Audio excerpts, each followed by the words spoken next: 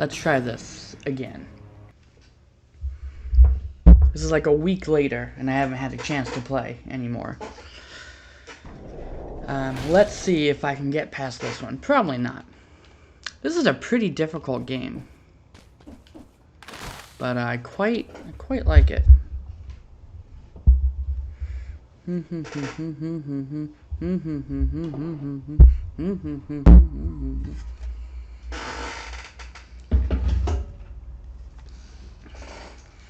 I got a cat. I still haven't really processed that. That's very cool. Oh no. This is a boss? Alright, we're done already. We're already done.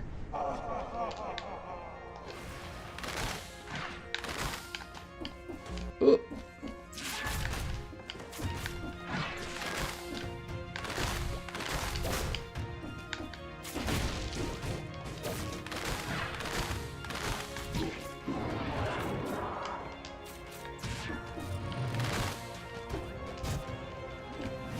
Don't really even have much context. Like, I don't know if how much this death maps onto one of the game bosses. Like, Castlevania is such a rich franchise, and I've played a fair amount of them, and a good chunk of them I've played to either completion or a significant time in them. The PS1 one, Symphony of the Night, I went through that, loved it. Circle of the Moon was a GBA one. There's like 3 GBA ones and a couple of 3DS ones, right? I just don't get to play as much video games as I like in general. Often it's like there's so much time investment, especially in a lot of games these days, which is kind of why like Dead Cells and other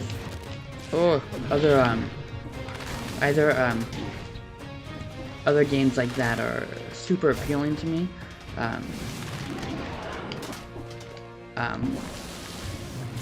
My brain is short-circuiting at the moment.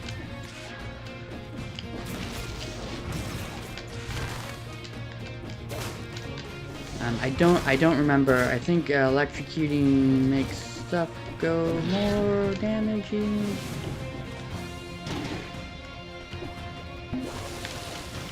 But like Slay the Spire, I love to death.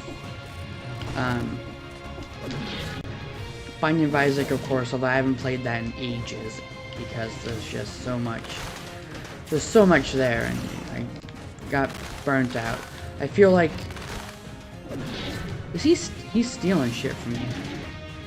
I feel like Binding of Isaac gets too much stuff, and it's too inconsistent to determine when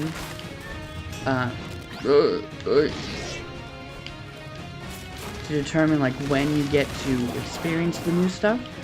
You know, with Dead Cells, they add the different exits. There you go. They add the different exits, and so you just kind of get to kind of choose the path you want to take. And that doesn't happen too much with Isaac proper. There's some of it, but and then so much of that is items that they add in and not new floors, which is, unless you do, you know, mods and stuff like that, it's entirely out of your hands. You just kind of get whatever you get. There's like some minor level of manipulation, I guess, just in the sense that you can you know, you can spend more time searching for the like the special rooms, like the Devil Room and the Angel Room, to have more opportunity to get stuff like that, but that's really it. And then Star Renegades, or was it something else? I don't want to fight him. My Steam version of this has just nothing on it. Star Renegades, was that what it was called? It was a rogue-lite kind of game, a little long. I thought. But I don't think I also didn't really get that far. I didn't really get to the point where you've got like a bunch of the different planets or whatever unlocked. So, but that was fun. A little predictable, I thought, the combat. There didn't seem to be much variation that you needed to do. You figure out which ways you can get the most attacks in, and that kind of was just it. I didn't feel like there was much reason to switch it up. The combat in that is like turn-based, and you've got like a time bar that and each action has, an amount of time. And so you like set up the different actions. I don't know, it's hard to explain, because like there's timing stuff that gets pushed back. It was fun, but I don't know. It's hard to find one that really sticks with me.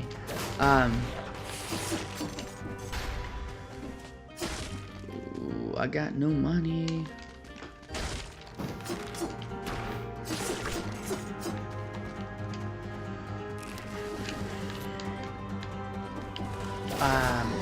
Into the Breach. That was one that I played a lot of. Turn-based.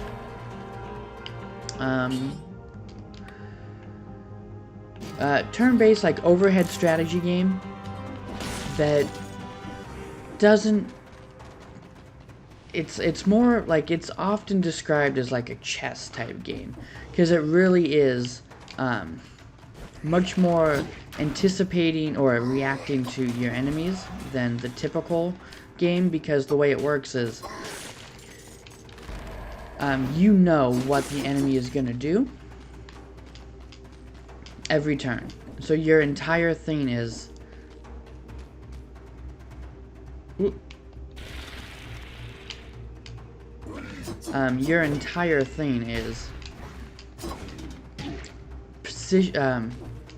using that information. Like in Slay the Spire, you know what the enemy is going to do. Mummy Rub. Was that Mummy Rub? So like in Slay the Spire, you know what the enemy is going to do in a general sense. You know if they're going to attack, defend, or do some sort of special ability. And then in Into the Breach, you know a little bit more explicitly what they're going to do. There's like a numbered turn order and icons that let you know what's going on.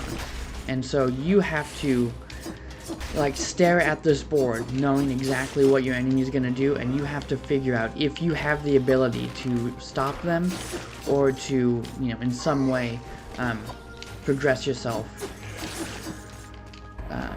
And you've got different objectives depending on the map. Sometimes you might want to kill enemies, sometimes you might want to protect the cities, sometimes you've got other objectives.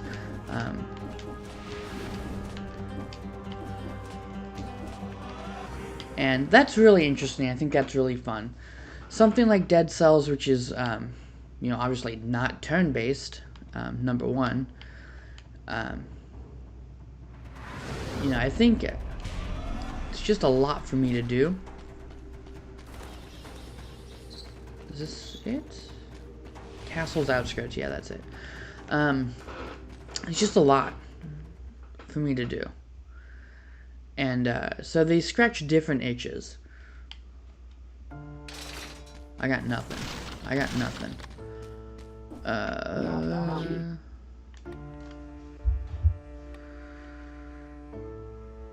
I'm very glad I got all these outfits. I have to do this all again on my other one. On my Switch. God, 6 cells, like, whatever. Whatever. I love this room so much. Look at how beautiful this is. I know that, the, pixel style is very popular. It has been for a while. It's super popular, right? But I think Dead Cells does a pretty particularly good job. Causes bleeding.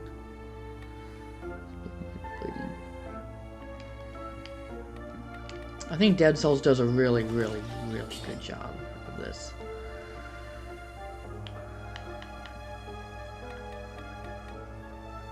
Instinct, Dead Inside.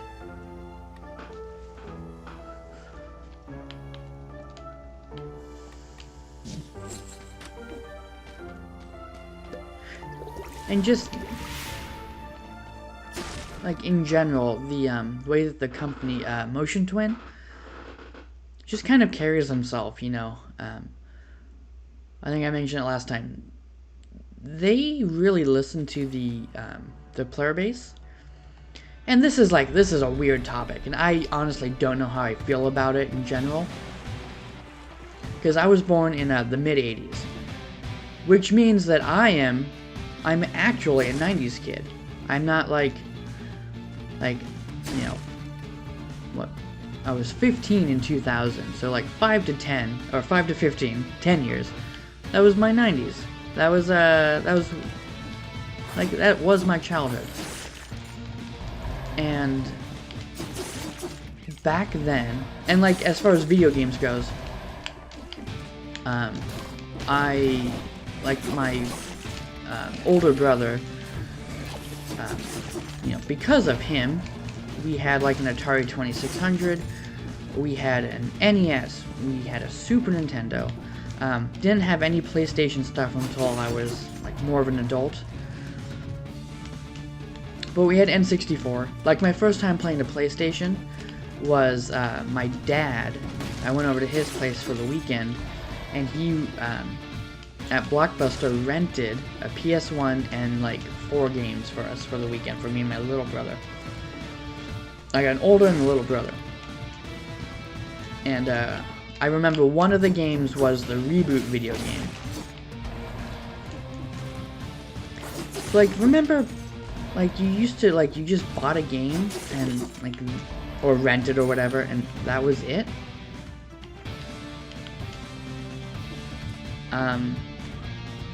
And that's not really how it goes nowadays. And I really feel, like, not good in a lot of cases when I see stuff online, like the way that people talk about game companies, game developers, and whatever. It's like, man, like, they're actually the ones making the game. I understand if it's a live service game, if you're paying, you know, if you're paying monthly, I understand how you would feel like you have some sort of equity in the game or some sort of say in it. I don't feel that way.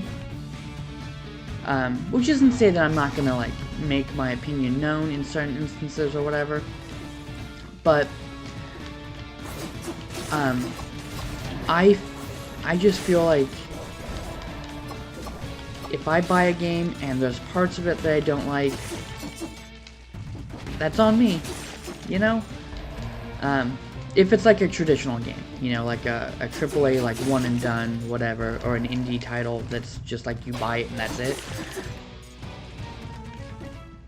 But with that said, I do feel like Motion Twin, it's not even a live service game. You just buy the DLCs. So like, oh, I'm dead here.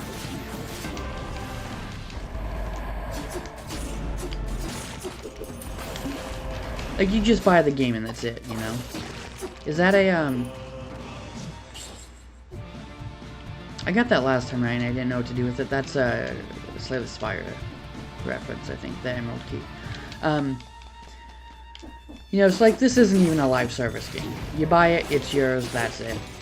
And then they release DLCs that you have the option to pick up if you want.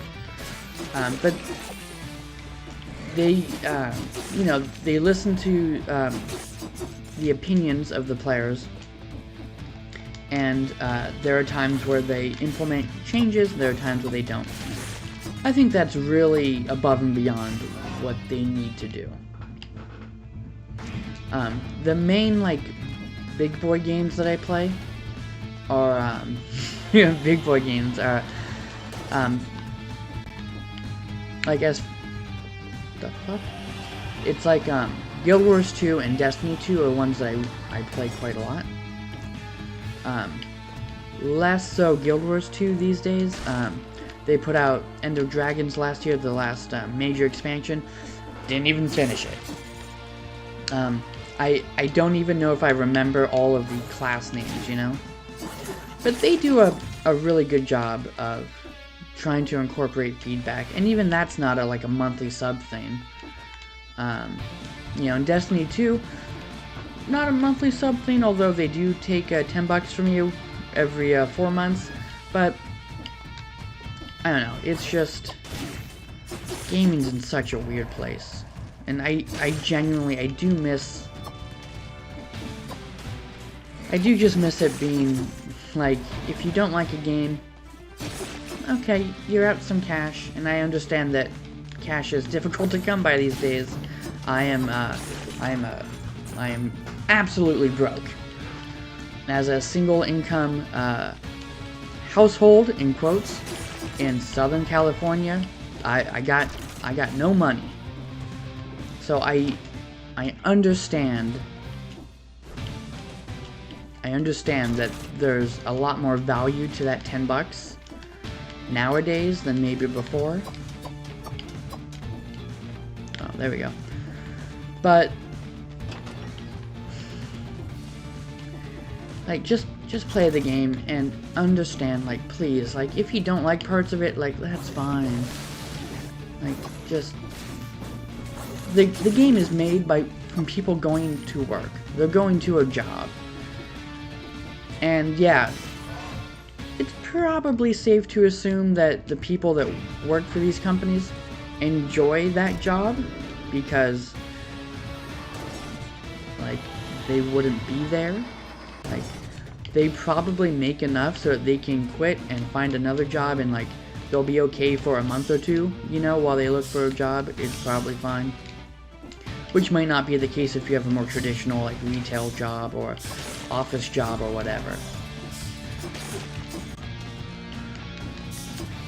But like, it's still their job, right? Like, they're there more than they see their family, probably, because that's how jobs work in this country. Like, just calm down, man. Like, just play the game and just, like, relax, right? Have some weed, you know, maybe a shot or something.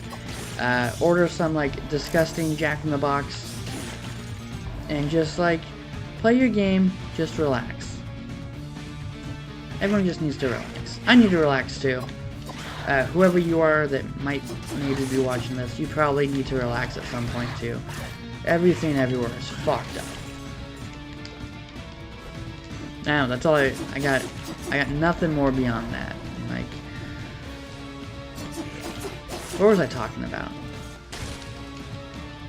This old dude is pretty cool. I don't think, like, this is a unique shop to this. I don't know if this is a character from Dracula. I mean, from Dracula. Is this a Dracula character? Or is this a Castlevania character? I can only get, no, I can get both of these. Although I just like the idea of having a cat. Poisons the enemy. Biters crawl from the dead. I like the biters. I don't know. I just like they're so cute. They got the little ribbon. I don't know if that's from a game or not. There's so many references.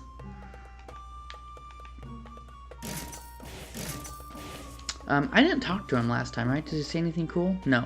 He does not say anything cool.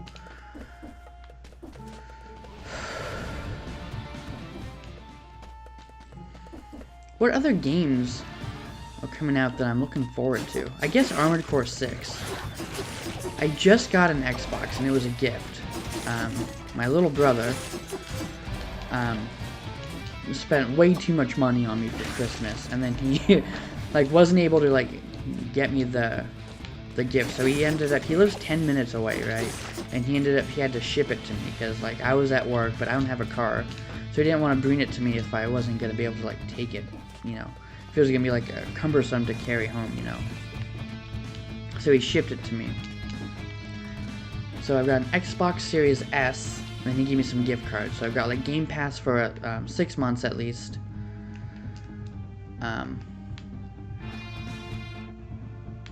Okay, what am I trying to do? Why did I do that? I'm just right back. I'm so, like, the controller, it's just, my brain can't do the controller. the Xbox controller at least.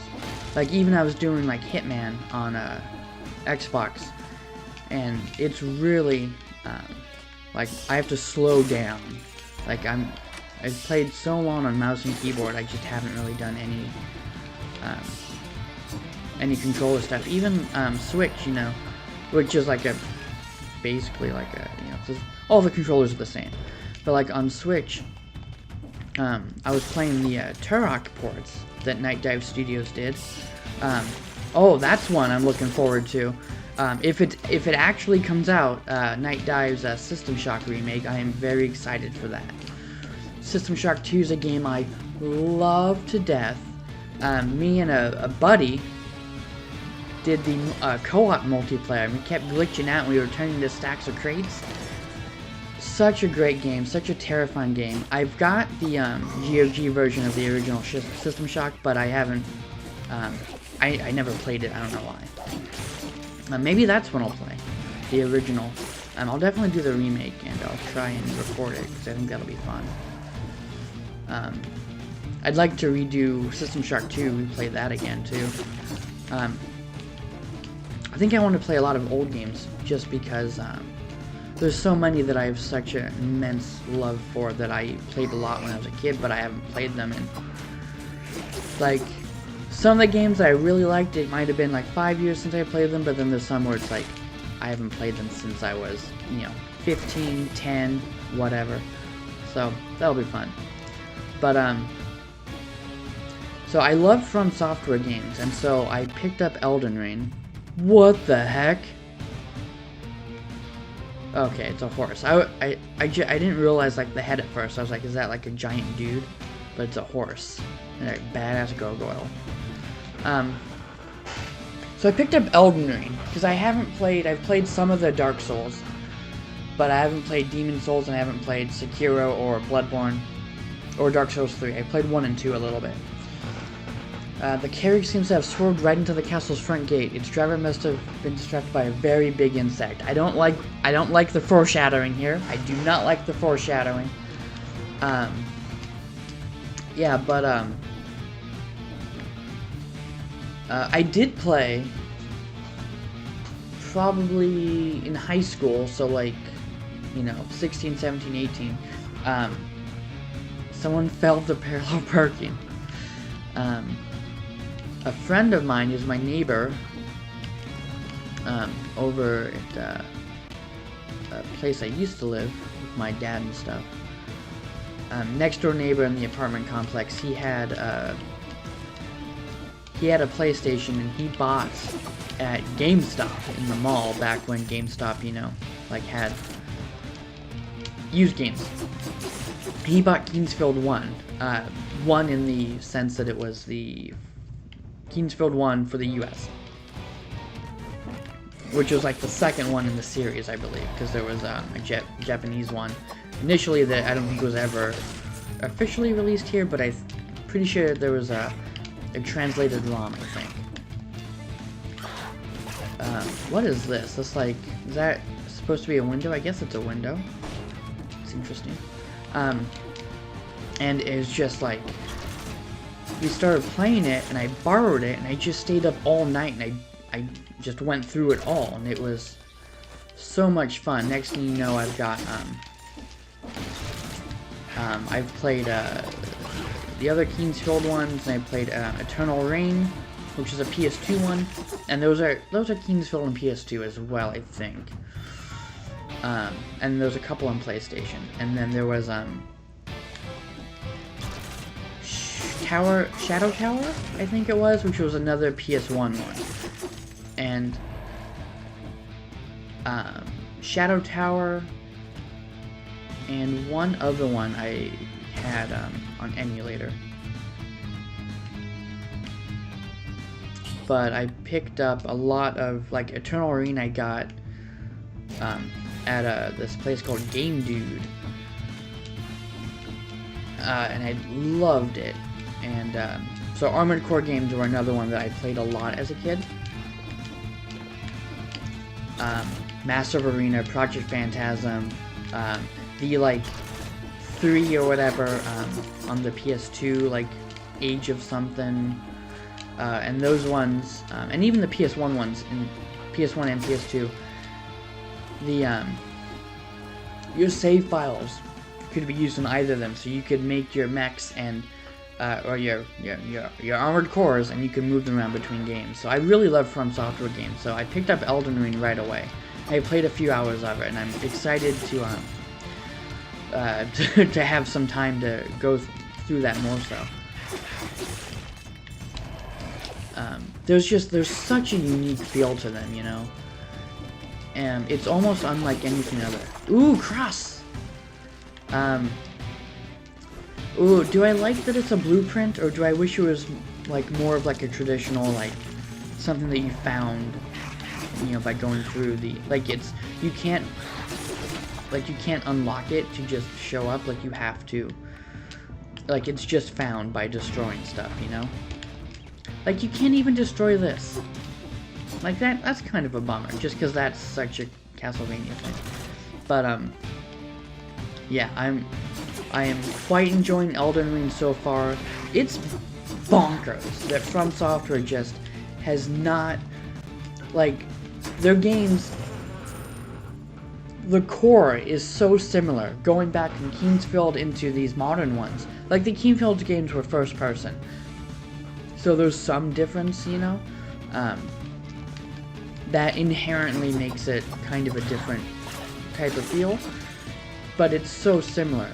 But there's been so many improvements, you know?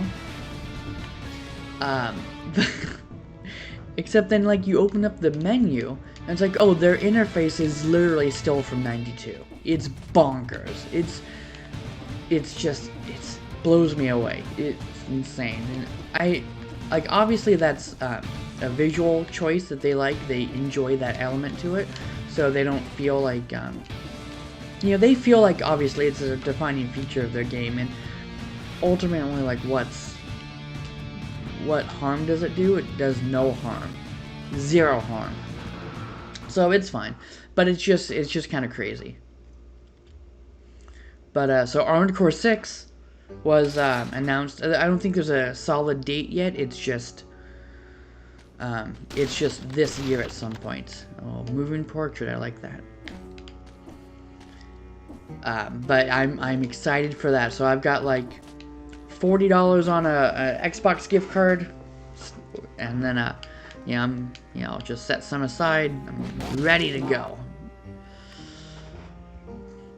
I mean, I know I gotta do the health flasks, as clearly, like, if I'm gonna be playing on this more, I need to get that. But man, I just want to get the outfits. I just like the outfits. I just want to have fun, and the outfits let me have fun.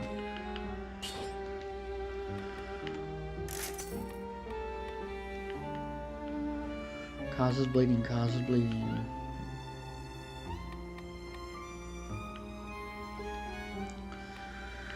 So yeah, I'm excited for Armored Core. I'm excited for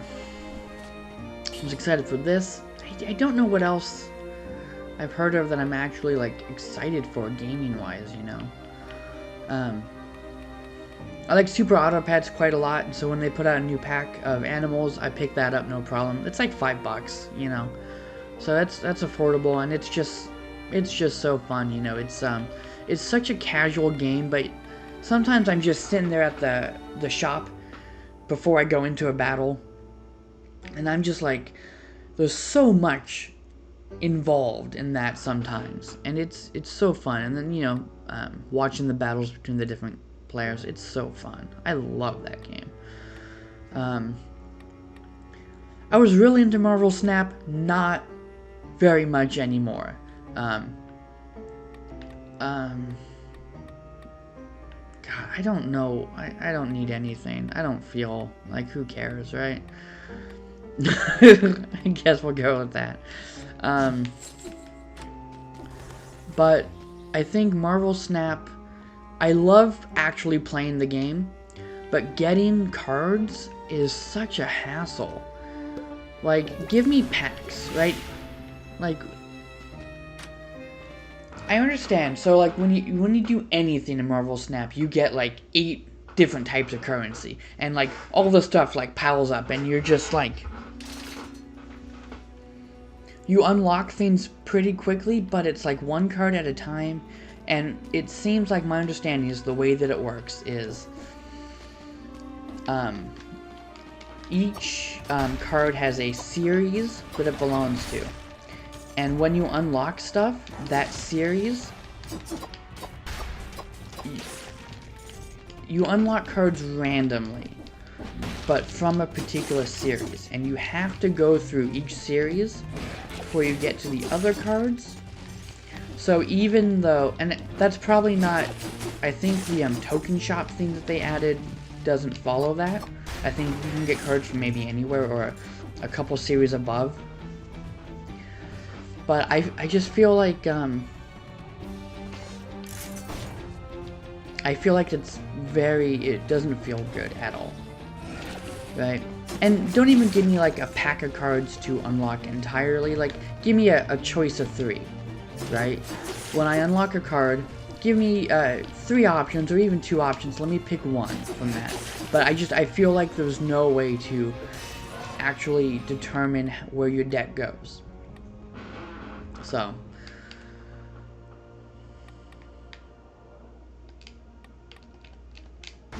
yeah, I don't know. It's just, I feel like I'm playing the same deck for freaking weeks and weeks and weeks on end. Because there's just very little agency. And even the token shop thing, and like you can pin the cards in there and like work towards unlocking them, like they give you that currency so infrequently compared to every other currency. And I understand why, player retention, blah blah blah. But I don't know. I don't feel like it's, I feel like I need a quicker way. Not even necessarily quicker, just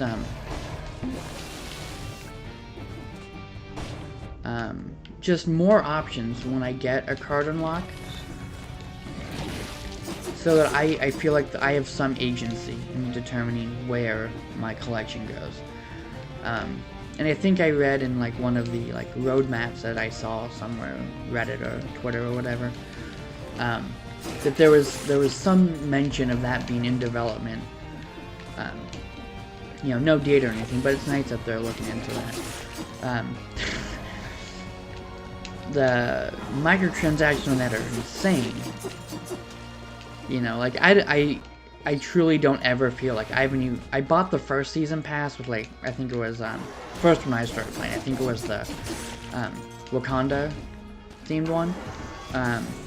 But I have not felt any desire or need to purchase the other ones, and even that one I didn't feel like I needed to. It was just like, let me see how this goes. And then I just, you know, realized I haven't played it in a while. But when I do boot it up, it's fun. But, you know, the main thing is like, I love that Marvel Snap gets to this point when you're at the last phase where it's like, unless there's truly no way that you could lose, it's kind of, I think I'm dead here because I'm dumb. It's like this really, really fun, like, poker style game, you know? Which is super, super fun, super unique. Jesus Christ. I don't know. It's a fun game, but I don't know. The other one that, as far as like the card games goes, Duelist. What I want to do like a full like Duelist type thing, like a series, like going through like card abilities, how to play the game, like how to get started with it. Like very briefly, Duelist was a game that came out, I guess, I don't know, I'd have to look at the dates, but I think it was probably like 2015 initially, and then it shut down 2018. I feel like that's right. And Like, when it shut down, I was super sad, because that was a game that I'd get home from work, and I could just play, you know, a few hours of that, and it was so much fun, you know. It's a collectible card game, where when you play your cards, they go onto a board, and then it's, like, also a, you know, it's also a, turn-based, you know, tactical combat game. Very, very fun. Gorgeous artwork.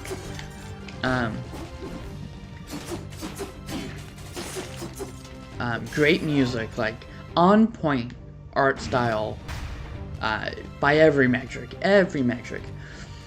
So game shuts down. Game shuts down. And then we get the code and all of the artwork and everything gets open sourced. It was actually released. Man, like, I also really want to look into the history. But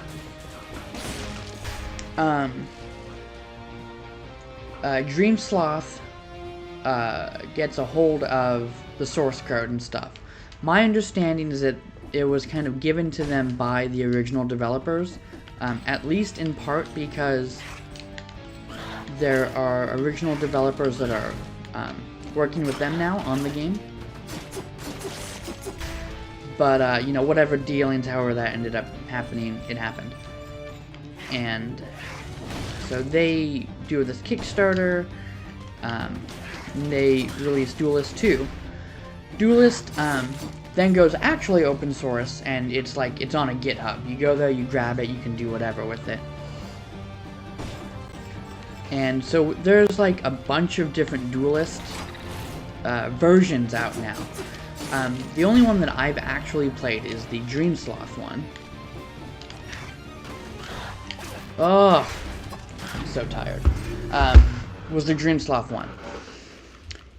And it's good, you know, it's like, it's the same game. So they've got like the classic version, which is the original game, the end state of that one. And then they've got, like, their version, which is got some tweaks to it, and it's got some new small expansions gonna come out, and then a big card expansion, and a lot of stuff planned. And they're gonna be bringing the like the draft deck making version called Gauntlet 2. And it's a really fun, fascinating game, and like with a very, you know, odd history behind it. So I want to do like a little tutorial type, really short, to the point. Like, if you want to play Duelist, this is like, let me explain it, very simple terms, go over it, and then like touch on the different factions and some stuff like that. Because I think it's a really, really great game. And that's gonna have some card expansions coming out too. And so that one does like the traditional pack stuff. You can play, you know, you play games online and you do like, you know, puzzles and stuff, and you can get the you can get packs that way. You can also just give them money to buy packs. They've got a lot of skins now for their cards, which is very cool. So you can get, there's like neutral cards that you can use in any type of faction, but then there's also now they've been doing like faction themed version skins for the neutral cards, so you can do like your entire deck can have the same sort of feel, and lots of cool stuff. Seems very nice. So I want to do something with that, because I think that's a game that I think deserves more attention than it gets. And so I want to put together like some little like tutorial, like get you started, get you in the game, having fun type of thing. Yeah, I'm just